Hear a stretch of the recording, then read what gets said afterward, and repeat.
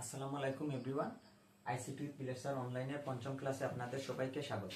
এখন আমি আলোচনা করব ডেসিমাল টু হেক্সাডেসিমাল নিয়ে। এই বললাম যে আপনাদের একই নিয়মে তিনটা অঙ্ক হবে, এখনো সেম নিয়মে এক নাম্বার কনভার্টটা হবে। ডেসিমালে নাম্বার ব্যবহার হবে 0 থেকে 9 পর্যন্ত, বৃত্তি হলো 10, এবং হেক্সাডেসিমালে নাম্বার ব্যবহার হবে 0 থেকে 9 এবং a থেকে f, বৃত্তি হলো 16। এখানে a সমান নরমাল ভ্যালু কাউন্ট হবে 10, b সমান 11, c সমান 12, d সমান 13, e সমান 14, f সমান 15, যেটা আমার মনে রাখা লাগবে এই অঙ্কের ক্ষেত্রে। সো এখানে যদি আমরা একটা নাম্বার লিখি 890, ডেসিমাল থেকে আপনাদের কনভার্ট করতে হবে হেক্সাডেসিমাল। আমরা বৃত্তি থেকে চিনব কোন ফরম্যাট থেকে কোন ফরম্যাটে যাব। এখন আমাদের ক্যালকুলেটরের সাহায্য নেওয়া লাগবে। 890 কে আমার ভাগ দিতে হবে 16 দিয়ে। এখানে আনসার আসবে 55 পয়েন্ট সামথিং। তাইলে দশমিকের আগে যেই আনসারটুকু আসবে এইটা আমরা ভাগফল হিসাবে বসাবো। এখন 16 দিয়ে 55 কে গুণ দিব,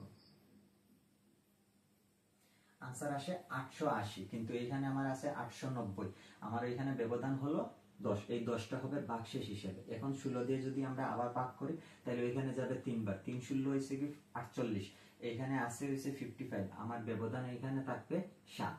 এখন আমরা আবার যদি 16 দিয়ে আমরা ভাগ করি তাহলে 16 3 এর মধ্যে যাবে না, এখানে ভাগফল বসবে 0 আর 3 আসবে ভাগশেষ হিসাবে।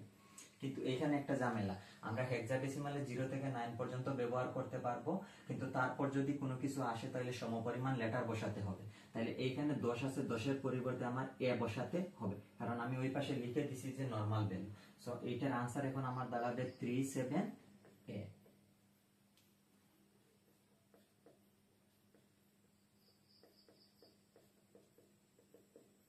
এখন আমরা পূর্ণ সংখ্যা এবং ভগ্নাংশের মিশ্রণে একটা নাম্বার লিখছি, এই নাম্বারটাকে আমরা হেক্সাডেসিমালে কনভার্ট করব।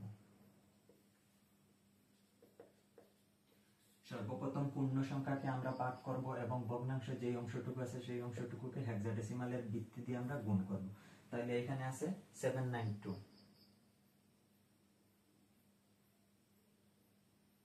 ভাগ করলে আসে 49 পয়েন্ট সামথিং। তাহলে দশমিকের আগে যেই অংশটুকু আসবে সেইটা বসাবো আমরা ভাগফল। এখন 16 দিয়ে 49 কে আমরা গুণ করব, এখানে আসে 784। তাইলে আমার এখানে ব্যবধান থাকে হইছে গিয়ে 6 আর 2, ব্যবধান 8 থাকে। এখন আমরা 16 দিয়ে যদি ভাগ করি তাহলে যাবে 3 বার, 3 16 48, কিন্তু এখানে আছে 49, ব্যবধান থাকবে 1। আবার যদি আমরা 16 দিয়ে ভাগ করি তাহলে 16 3 এর মধ্যে যাবে না, ওইখানে বসবে 0, 3 আসবে ভাগশেষ হিসাবে। মন চাইলে এখানে আমরা এমএসটি লিখতে পারি, এখানে এলএসটি লিখতে পারি, না লিখলেও চলবে, শুধু ডিরেকশন সাইন দিলে চলবে। এখন এটা আমরা গুণ করতে হলে ক্যালকুলেটর ইউজ করতে হবে। 0.120 গুণ 16, এখানে आंसर আসে 1.92। আবার আমরা 16 দিয়ে গুণ দিব। এখন আমরা এই অংশটুকুকে 16 দিয়ে গুণ দিব। এখন আমার आंसर আসে 14.72। এখন আমরা দশমিকের আগে যে টুকু আসবে সেইটুকু আমরা টানের এই পাশে বসাবো। এখন আমরা এইটাকে আবার গুণ দিব।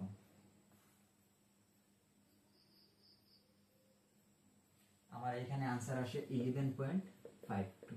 যেহেতু আমরা 3 বার গুণ করে ফেলছি, সর্বোচ্চ 4 বার গুণ করতে পারবো, আমরা আরো একবার গুণ করে নিব। 0.52 কে এখন আমরা গুণ দিব, 0.52 কে গুণ দিব আমরা 16 দিয়ে, এখানে আমার আসে 8.32।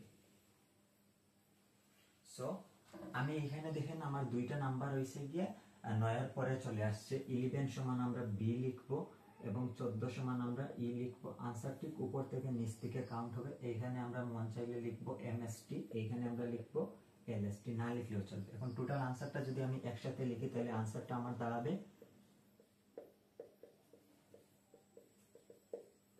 318।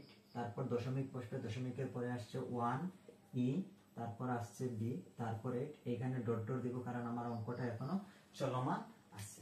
ধন্যবাদ। আজকের ক্লাসে অতটুকু, পরবর্তী ক্লাসে অন্য টপিকস নিয়ে আলোচনা করা হবে। ভালো থাকবেন আপনারা সবাই।